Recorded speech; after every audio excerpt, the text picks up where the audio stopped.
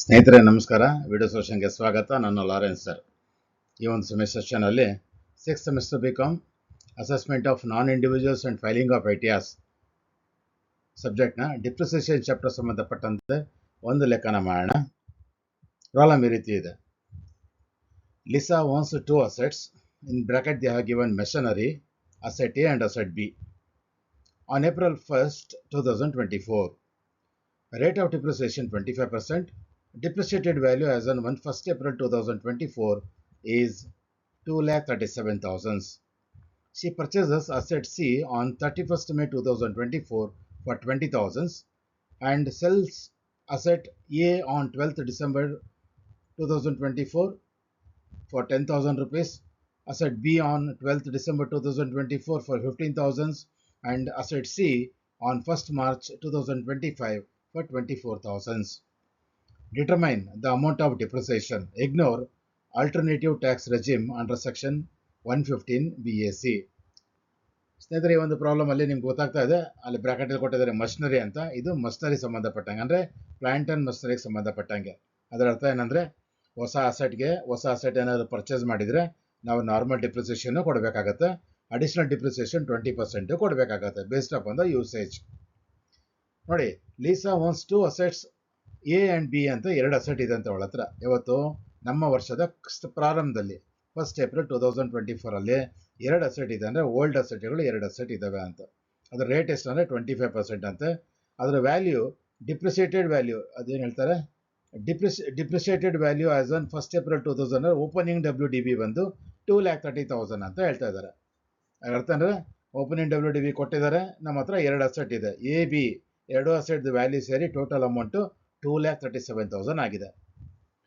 She purchases asset C on 31st May 2024. ನಮ್ಮ previous year ಅಲ್ಲೇ April start ಆಗುತ್ತೆ ಅಂತ ಪ್ರೀವಿಯಸ್ ಇಯರ್. ನೆಕ್ಸ್ಟ್ ಮಂತ್ ಮೇನಲ್ಲಿ ಏನು ಮಾಡ್ತಾಳೆ, ಅವಳು 20,000 ಕೊಟ್ಬಿಟ್ಟು ಒಂದು ಅಸೆಟ್ ಸಿ ಅಂದರೆ ಪ್ಲಾಂಟ್ ಸಿನ ಅವಳು ಪರ್ಚೇಸ್ ಮಾಡ್ತಾಳೆ. ಅಲ್ಲಿಗೆ ಮೊದಲು ಎ ಬಿ ಅಂತ 2 ಅಸೆಟ್ ಇತ್ತು, ಈಗ 3ನೇ ಅಸೆಟ್ ಸೇರಿ 3 ಅಸೆಟ್ ಆಯಿತು. ಎ ಬಿ ಸಿ ನಮ್ಮ ಹತ್ರ ಈಗ 3 ಅಸೆಟ್ ಇದೆ, ಅವಳ ಹತ್ರ 3 ಅಸೆಟ್ ಇದೆ. ಎಷ್ಟಕ್ಕೆ? 20,000ಗೆ ಪರ್ಚೇಸ್ ಮಾಡಿರೋದು. And sell asset A on 12th December 2024 for 10,000. A asset ನ ನಮ್ಮ ಪ್ರಿವಿಯಸ್ ಇಯರ್ ಅಲ್ಲಿ ಡಿಸೆಂಬರ್ ಅಲ್ಲಿ 10,000ಕ್ಕೆ ಮಾರ್ಬಿಡ್ತಾಳೆ. ಬಿ ನ ಡಿಸೆಂಬರ್ 24 ನಮ್ಮ ಪ್ರಿವಿಯಸ್ ಇಯರ್ ಅಲ್ಲಿ 15,000ಗೆ ಮಾರ್ಬಿಡ್ತಾಳೆ. ಸಿ ನ ನಮ್ಮ ಪ್ರಿವಿಯಸ್ ಇಯರ್ ಮಾರ್ಚ್ ಅಲ್ಲಿ 24,000ಗೆ ಮಾರ್ಬಿಡ್ತಾಳೆ. ಕ್ಲಿಯರ್ ಆಗಿದೆ ಇಲ್ಲಿ. ಫಸ್ಟ್ ಎ ಬಿ ಅಂತ 2 ಅಸೆಟ್ ಇತ್ತು, ಪ್ಲಾಂಟ್ ಅಂಡ್ ಮೆಷಿನರಿ ಇತ್ತು, ಸಿ ನ ಪರ್ಚೇಸ್ ಮಾಡಿದ್ಲು. ಈ 3 ಅಸೆಟ್ ಪ್ರಾಬ್ಲಮ್ ಅಲ್ಲಿ ಮಾರ್ಬಿಡ್ತಾ ಇದ್ದಾಳೆ.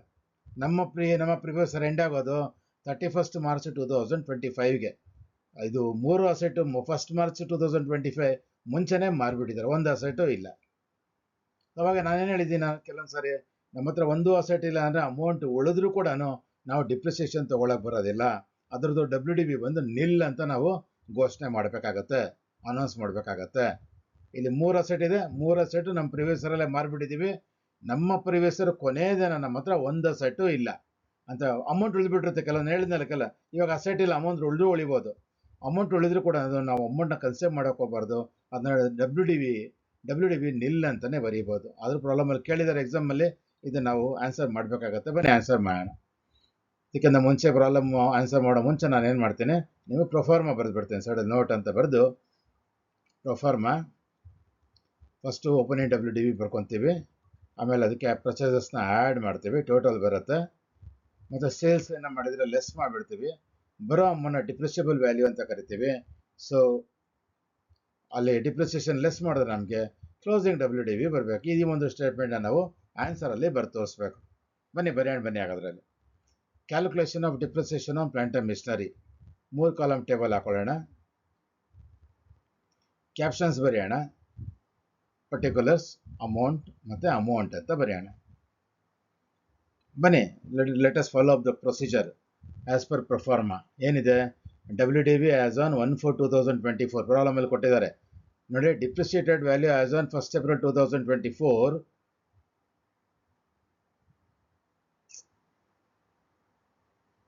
ಈಸ್ 2,37,000 ಅಂತ ಕೊಟ್ಟಿದ್ದಾರೆ.